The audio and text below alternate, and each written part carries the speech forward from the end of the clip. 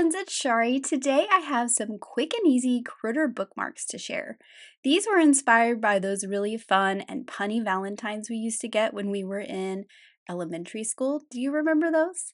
So I'm going to show you how to make 6 of these today, but you could make them with any stencils or any critters you have in your stash.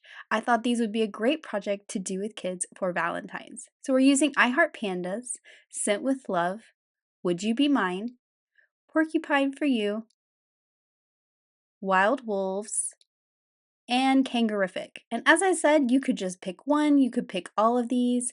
I just wanted to give you a lot of ideas of some quick and easy projects that you could create.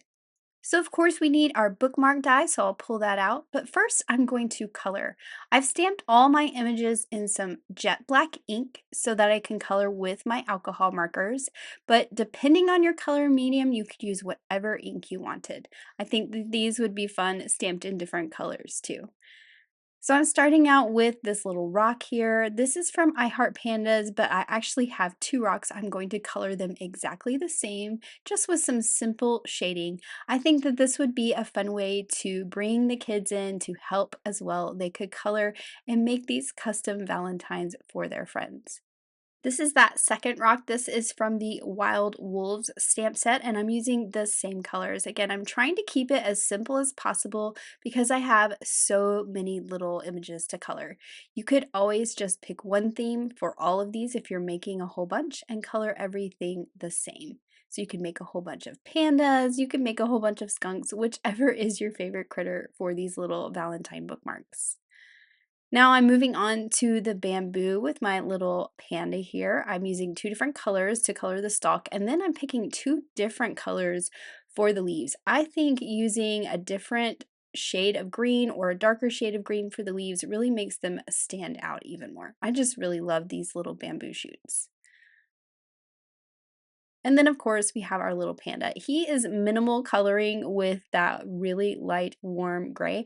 And of course this stamp set happens to have the coloring stencils, so you could always use that as well. Pick some images that have coloring stencils and just color away with those inks. I'm adding some little rosy cheeks to my panda, and then I'm moving on to this box of chocolates.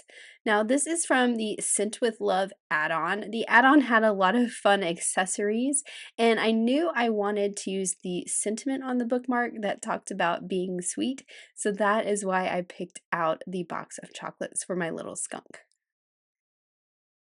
I'm coloring that in some reds, and then I'm pulling out an even darker red for the edges of that box, the part that goes verticals, because it is more in shadow. And then I'm using some teal colors for the bow. I'm also going to add that little balloon with my skunk as well. As I said, I picked about 3 images per bookmark, and that was a really good amount to make a little scene at the bottom. Now this little bouquet of heart flowers, this is from kanga-rrific, so it is going to go with my kangaroo there. I did try to kind of group my images that would be on the same bookmark on my same little piece of cardstock here so that I could kind of color them together and know what colors I'm using. And now I'm moving on to my skunk. I'm using a dark gray. I don't like using black on black critters like this because I feel like I lose the details. So I'm using that darker gray for my shadows, and then I'll blend it out with a slightly less darker gray. And I get that look of a black critter without losing the details of their face and their eyes.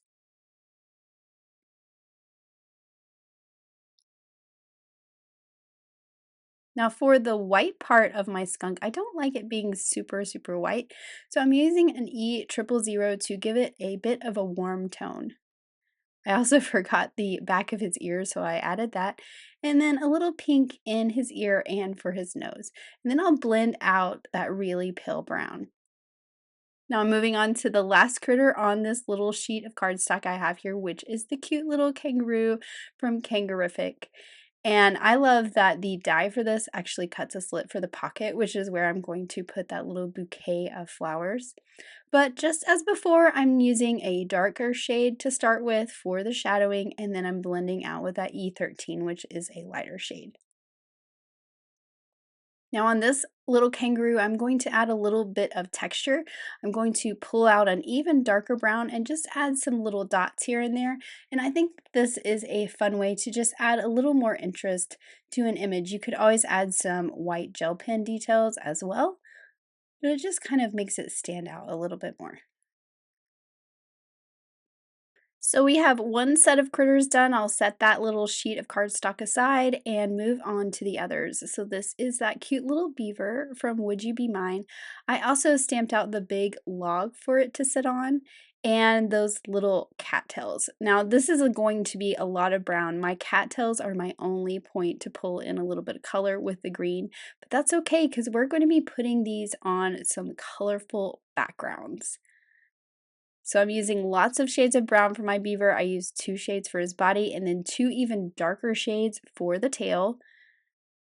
And of course, I've got that dark gray again for his nose. Now I didn't want my beaver to be exactly the same color as the log that he is sitting on, so I am going to pull out some different browns for the log. So I have that E57 and I'm just adding some darker against the sides or the ends of the log, I should say, and across the bottom. And then I'm going to pull in that E13, which is a lot lighter. So you can see that it is a bit different and he is going to stand out just a bit more from that log. And then of course I have the end of the log that I want to be a lighter color like we cut through it. And while I have that E00 out, I'm going to move up to my little porcupine and use that for the body of the porcupine and use that E02 just for some shading and then blend that out. And while I'm up here at my porcupine, I'm just going to go ahead and color the quills. And I really like using the E70s for a different kind of shade of brown. It's a little less warm, a little less orange, and I think that it just gives some nice contrast to all that brown orange that we have all the time. So you could have used this for the log as well. That would have been a great option. And then finally, I'm pulling out a really dark one. I always like to trace the quills, kind of gives it some nice texture. And we'll add a little pink to the ear, a little pink cheek. And then while I had that E out, let's do our little snail. So I've got the snail body and then I've got the shell, which I'm going to make purple. So back to our cattails down here. This is my only really bright color on this one is the green. And then of course we have the brown cattails. Luckily, when you die cut these out and you have that white border, it makes those images pop against each other. And then, of course, our last critter up here is the wild wolves. I thought about using the wolves that were the couple, but I really like this guy that's howling because I think just he's just so cute, howling at the moon or howling at whatever he's howling at. And I think it will go great with the sentiment that I want to use. So I'm just using some grays there, and then I'm gonna add a little bit of gray to the white area, and then I'm going to blend it out with that E00. And this is just going to give it a warm tone on that white area so it's not so stark white. I really think it makes it look like it has a little more life in the image. I'm blending that out to nothing with that 0, and then of course I did color in his mouth, which I missed there in the video. And then finally I have those cute little mushrooms for a pop of color on my porcupine bookmark, and I'm just coloring those in with 2 shades of pink. Then I did the stems of them with that E00, and then I decided to make some pink spots on them as well. And I did have a little bit of cleanup I needed to do with that white gel pen. Now I can cut all of these out with their coordinating dies. I have them in this little tray, kind of grouped in their groupings, and now it's time to cut some bookmarks. So the really easy way to make that bookmark background that's really simple is to use some pattern paper. So what I decided to do was pull out all my spiffy speckles colors, and these are going to be my background. So I'm going to have one of each color. But I am going to step it up a notch and do some stenciling, which depending on your pattern paper, you would not have to do this if you wanted to keep it a little more simple, but I thought it would be fun to show you another idea on what you could do to these cards. And again, stenciling is a great way for kids to get involved. So I actually planned out each one, what color and what stencil I would use for each one. So you saw there when I was going through them, I had little post-it notes that said pandas green stuck on my bamboo stencils. And that actually made all this stenciling go really fast because I had my plan, I had it written out, and I didn't have to think about it very much. So I'm starting with the bamboo on the green with green. So all of these are going to be tone on tone stenciling. This one is a 3-part stencil. I use celery stick for the first 2 steps. And then for the leaves, once I get those lined up, I'm going to use the freshly cut grass ink. And I'm not being very particular about my stenciling, I'm being pretty loose because I just want this to be a subtle background with my images at the bottom. So moving on to my yellow spiffy speckles paper, I have the bunting background stencils. I will use 2 different colors for this as well because it is a 2-part stencil. So this is peach fuzz ink for the little pennants. I actually probably could have skipped this one at the bottom because my images covered that up completely, but I was just having fun stenciling, which is kind of the fun part of this project. You can kind of do it in batches, color some things one day, stencil them the next day, and then assemble them. It was a lot of fun to kind of create these. And for the strings, I'm using Peachy Keen ink, which is that really pretty kind of peachy pink color. And for this one, I did grab a smaller blending brush to get into those tiny little spaces. I think this works really well for those little spaces because I usually make a mess with that big with that big brush when I'm trying to do really small things. Next up, I have the birch tree stencil on the blue spiffy speckles, and I'm using Forget Me Not ink. Now I am going to show you a little trick with this one once I get these trees kind of stenciled in. The bookmark itself is just slightly longer than the 6-inch stencil. You can see that little bump at the top. So you can see I have some kind of straight parts of the tree at the top where the stencil ended, but we can easily kind of cover this up. Also, did you notice that I did this with my purple brush and not my blue one? That was not on purpose. So I'm switching over to blue and I'm just kind of dusting the top with the ink and it kind of helps hide where that stark ending of that tree is. Moving on to purple, I have some grape jelly ink, and this is one of my favorite stencils, the Lots of Heart background. This is a 2-part stencil. You could just do one. I am going to do both, so it's nice and full of hearts. I'm using the same ink, but trying to have a slightly lighter hand so that there is a little bit of difference between the 2 hearts. And then I'm also going to dust the edges a little bit with the ink to kind of define them just a little bit. Everything is more fun when you kind of dust the edges with some ink. Moving on to pink, I have the Falling Hearts stencil. Again, this one is 2 parts as well, but I'm using Wild Rose ink and I will use that Wild Rose ink for both layers. This is all up to you what you want to do. I'm just trying to keep it nice and simple so I can do a whole bunch pretty quickly, but you could make it as complicated as you like.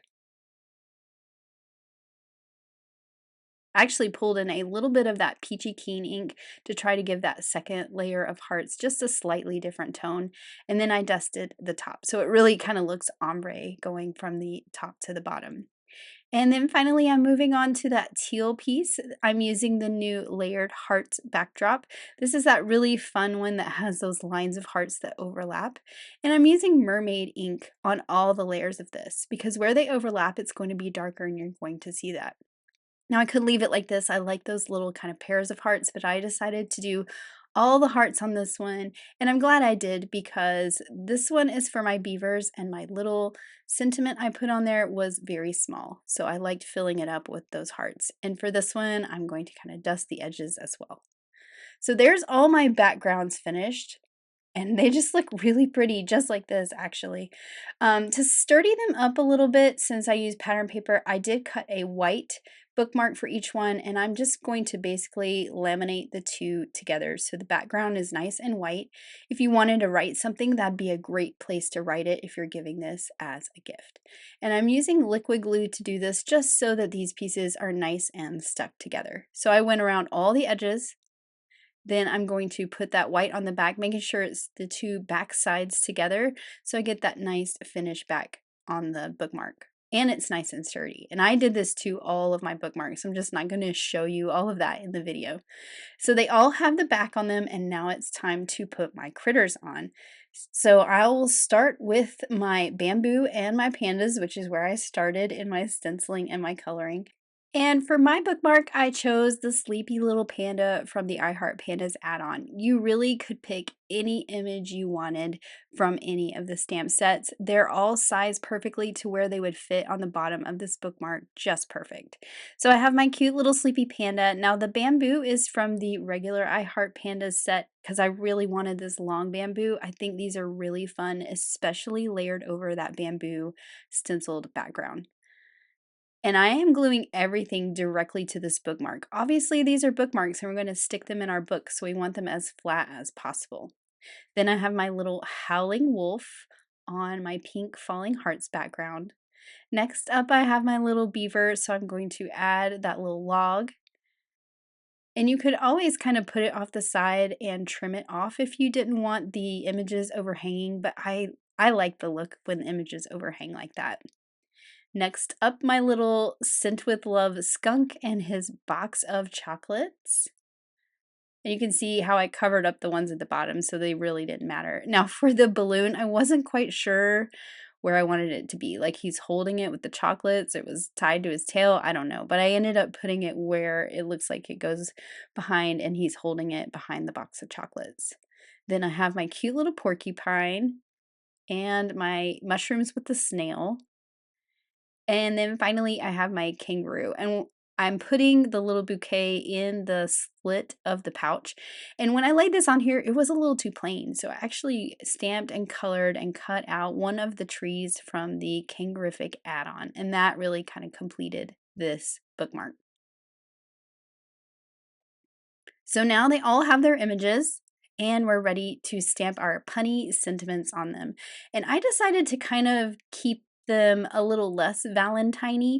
You could stamp whatever you wanted, but I wanted these to kind of be everyday because once Valentine's is over, you still want to use this cute little bookmark, am I right?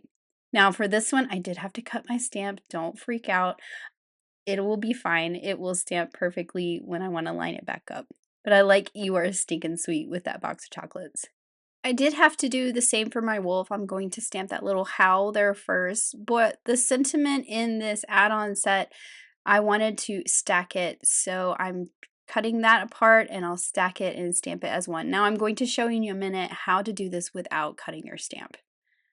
So for this one, I wanted it to say, "You're so porcu-pine." And I wanted to show you how you could do this without cutting your stamp apart. We want to pick it up on a block and we're going to just selectively ink it.